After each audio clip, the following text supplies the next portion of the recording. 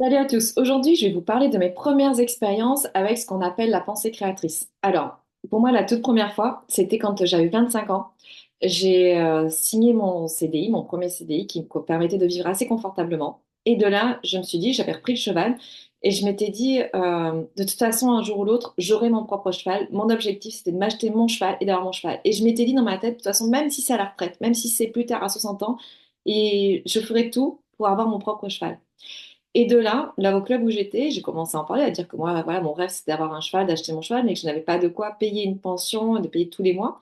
Ben, l'instructeur que j'avais, le moniteur que j'avais de l'époque, il m'a dit, mais tu sais, tu peux le laisser au père, acheter un cheval, le laisser au père, que le club utilise, et du coup, tu payes pas de pension, tu payes que tes cours. J'ai dit, mais c'est génial ça. Et de fil en aiguille, ça tombait super bien parce que lui, il avait un cheval qu'il avait acheté pour son père. Et son père avait fait un AVC, il ne pouvait plus monter. Il dit, mais moi, j'ai un cheval à vendre qui est très bien, que je pourrais utiliser pour le club. Je te le vends, comme ça, il est à toi et moi, je l'utilise et je le connais, il est top. Donc, je suis allée avec lui, l'essayer. À l'époque, il était à 1 heure et demie de route. Le cheval était plutôt vers Perpignan.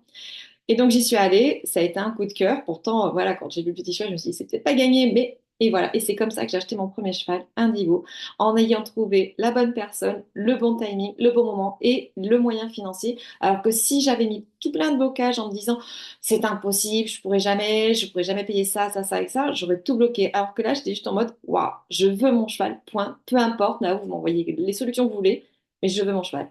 Et l'avenir a montré que, bah, effectivement, c'était possible.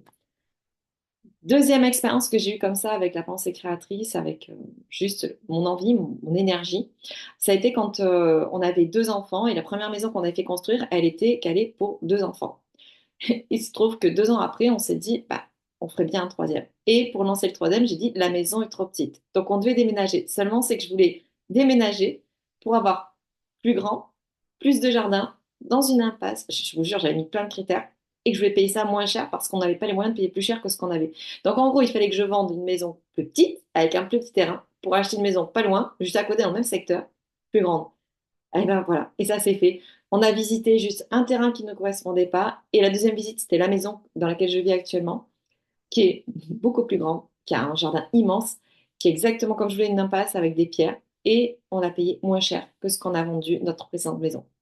Donc voilà, c'était pour vous montrer qu'il y avait quand même, voilà, moi j'ai eu ces deux gros exemples, j'en ai eu plein d'autres tout au long de ma vie, mais comme quoi, quand c'est aligné, quand vous faites des projections, que vous vous permettez de rêver en disant je veux ça, et puis de toute façon ce sera pas autrement, c'est comme ça que je le vois, et que vous visualisez, que vous y croyez vraiment à votre projet, il y a tout qui peut se mettre en place pour que ça se réalise.